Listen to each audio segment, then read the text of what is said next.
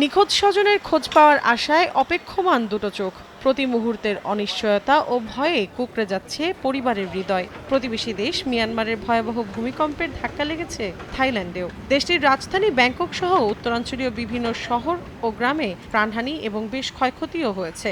সবচেয়ে বেশি ক্ষতির মুখে পড়েছে ব্যাংকক। এরই মধ্যে জনপ্রিয় বাণিজ্যিক এলাকা চাতুচাকের একটি নির্মাণাধীন ভবন ধসের ঘটনা ছড়িয়ে পড়ে সামাজিক যোগাযোগ মাধ্যমে। এতে আটকা পড়েন বেশ কয়েকজন। খবর পেয়ে ঘটনাস্থলে পৌঁছে উদ্ধার কাজ শুরু করে স্থানীয় কর্তৃপক্ষ। দ্বিতীয় দিনের তৎপরতায় এখনও শতাধিক ব্যক্তি নিখোঁজ রয়েছে বলে জানায় তারা। তীব্র ভূমিকম্পের সময়ের ভয়াবহ সে অভিজ্ঞতার বর্ণনাও দেন অনেকে।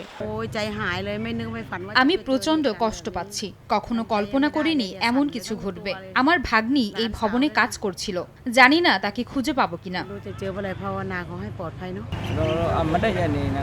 আমি নিচতলায় কাজ করছিলাম আর সহকর্মীরা 13 এবং 14 তলায়। হঠাৎ মাথা ঘুরে উঠল আমার। পাশেই কর্মরত অন্য আরেক সহকর্মী বলল তারও একই অবস্থা। এরপর সিলিং ভেঙে পড়তে শুরু করলো।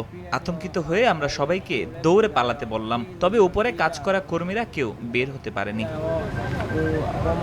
উদ্ধারকর্মীরা বলছেন নিখোঁজ ব্যক্তিদের অনুসন্ধান শুরু করার আগে ধ্বংসস্তূপের জঞ্জাল সরাতে হবে। ভারী কংক্রিটের পিলার, ইস্পাতের খণ্ড সরানোর কাজটি সময় সাপেক্ষ বলেও জানা গেছে। তবে থাইল্যান্ডের দুর্যোগ মোকাবিলা বিভাগের কর্মকর্তা জানিয়েছেন চাতুচাকের সেই ভবনটির ধ্বংসস্তূপে আটকা পড়েছেন বেশ কয়েকজন কর্মী। তাদের মধ্যে অনেকের এখনো জীবিত থাকার আলামত পেয়েছেন উদ্ধারকারী বাহিনীর কর্মীরা।